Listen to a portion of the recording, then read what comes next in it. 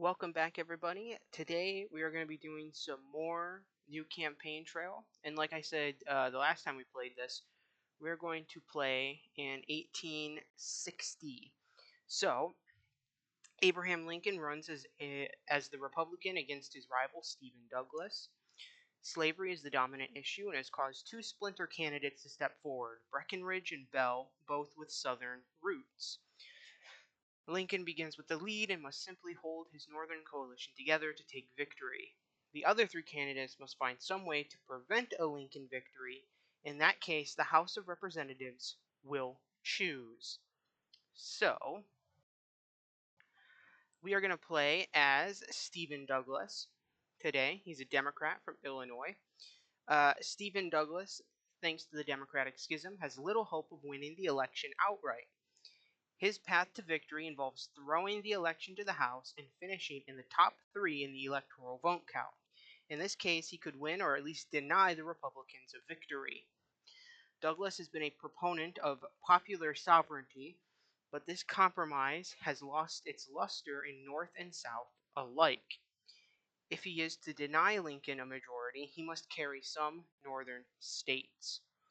Now, for our running mate, we're probably going to choose James Guthrie down here. He's a really good balance.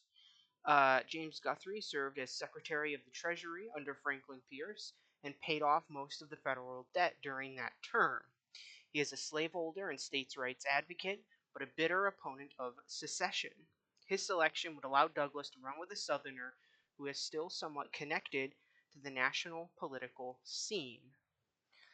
Guthrie also has long advocated internal improvement and owns a railroad, which could attract limited crossover support from former Whigs. So yeah, I think we're going to go with this guy because the problem with Johnson, yeah, his presence on the ticket, it's not going to help us in the South. We're going to lose the South anyway, and we don't really want to go with Horatio Seymour because, well, favoritism and corruption and all of that. So we're going to stick with James Guthrie. He's the best mix between the two. Normal, we're going to play on winner take all, and here we go.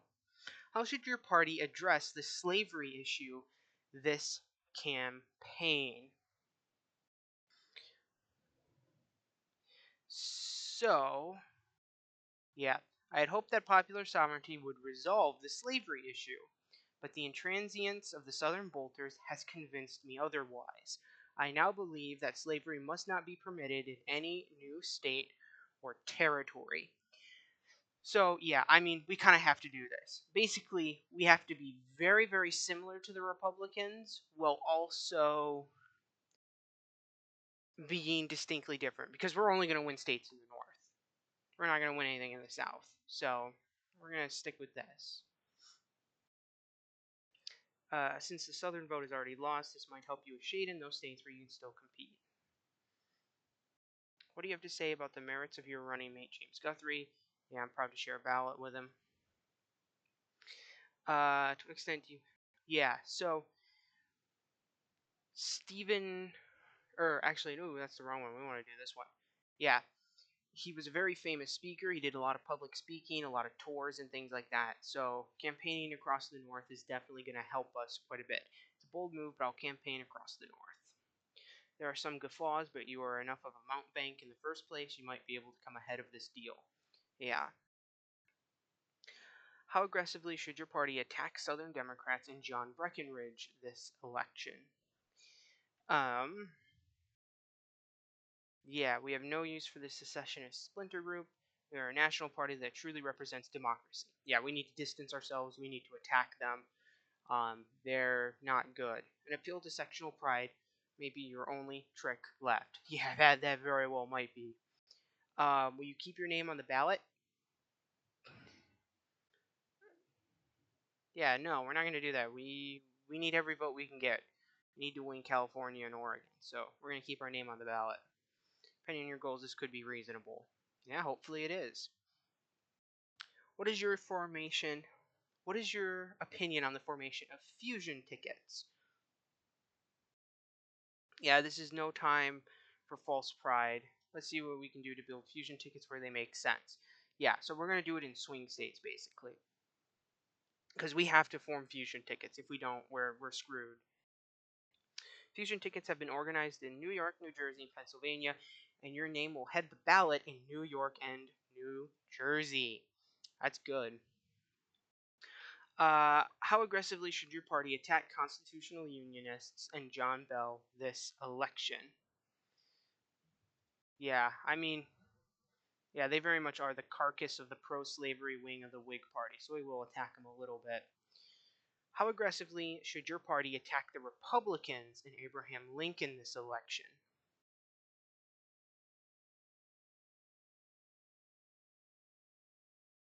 Yeah, we're not going to attack them. I know that sounds kind of paradoxical, but we're trying to be as similar to them as possible. So attacking them can what will be seen as an attack against us. So let's focus this on the South. Tiny sliver of northern moderates appreciate this rare display of magnanimity. Okay. How much should your party emphasize the support of a transcontinental railroad?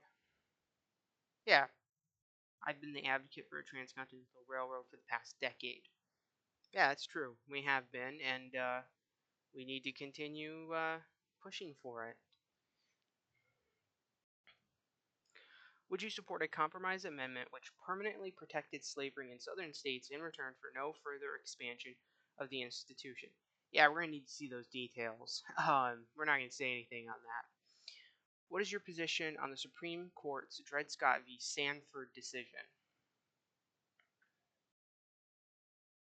Yeah, we'll denounce the decision.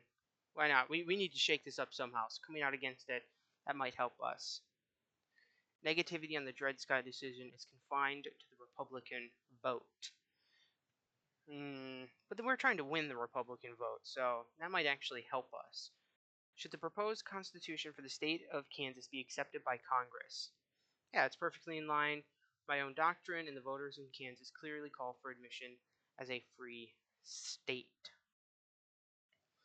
Do you support the further expansion of the United States into Mexico, Cuba, or the Caribbean?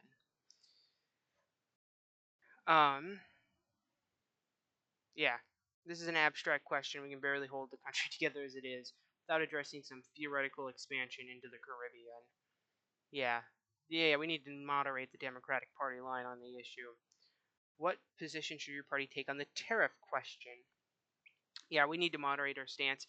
Again, we're trying to be more like Republicans. Heck, even President Buchanan is changing his views on the matter. Tariffs are highly popular in the North, since the Southern wing has defected anyway and might change your political calculations. How much should your party emphasize its support of a Homestead Act in this election? This has been a Democratic ideal since the days of Andrew Jackson. We support it completely, and that is true. Jackson was a big fan of westward settlement. Of course, he supported the war with Mexico. He did the whole Indian removal stuff. So yeah, we're gonna completely support it. What is your party's position on the John Brown raid? Yeah, we're going to condemn it. This was widely condemned back in the day. The vast majority of people disagreed with it. So, yeah.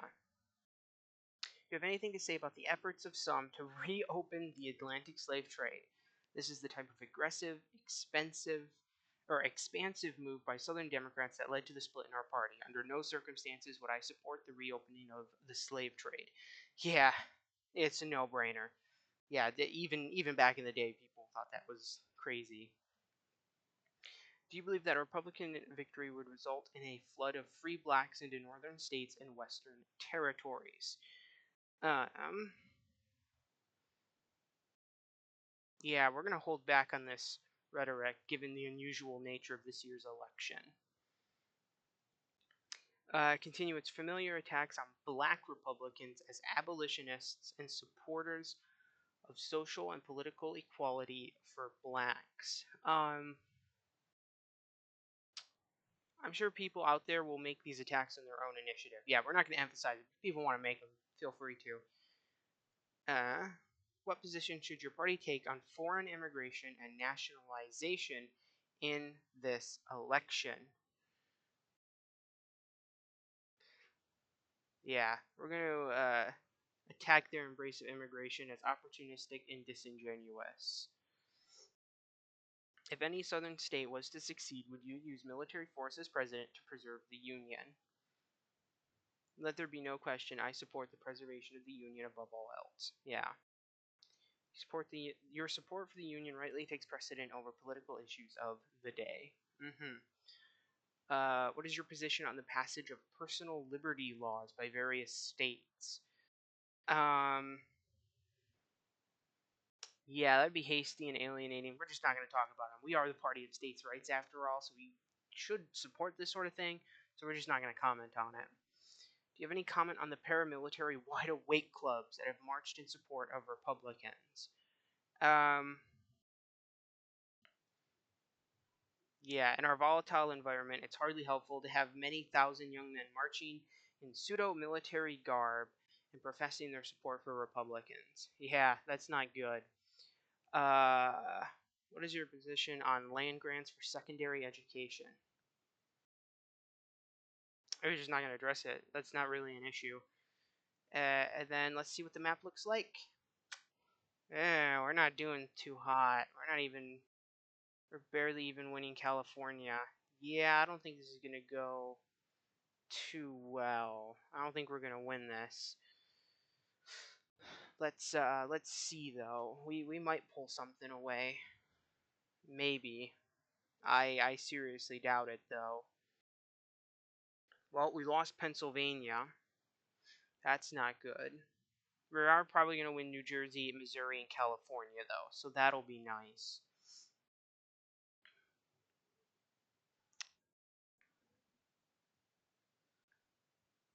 Okay, so Breckinridge is sweeping the South. That was expected.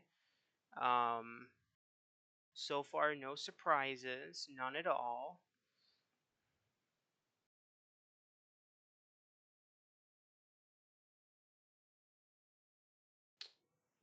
Bell lost Louisiana and Georgia. That might not be good.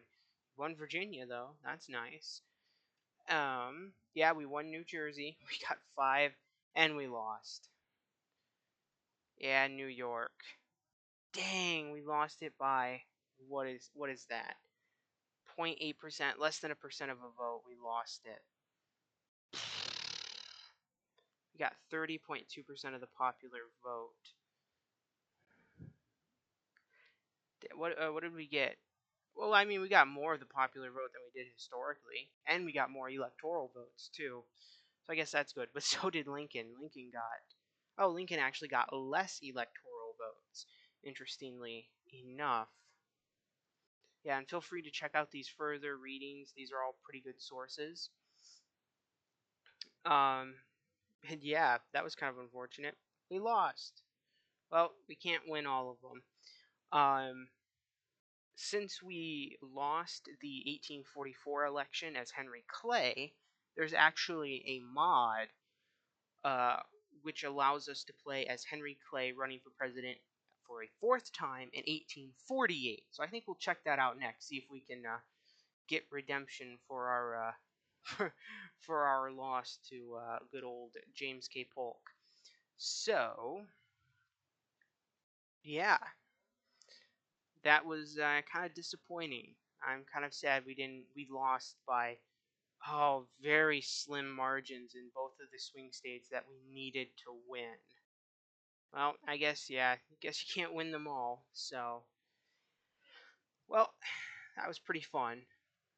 So, yeah, next episode will probably be another tier list, and then after that we'll probably do the 1848 mod for this, and by that point we should be able to return to the Sid Meier's series, and then there'll be a new series that's secretly in the works that I'm not going to tell you guys about. But yeah, so if you enjoyed the video, feel free to like it. If you know somebody that might like the video, share it with them, and if you like the content and want to see more, subscribe. Thank you and have a great day.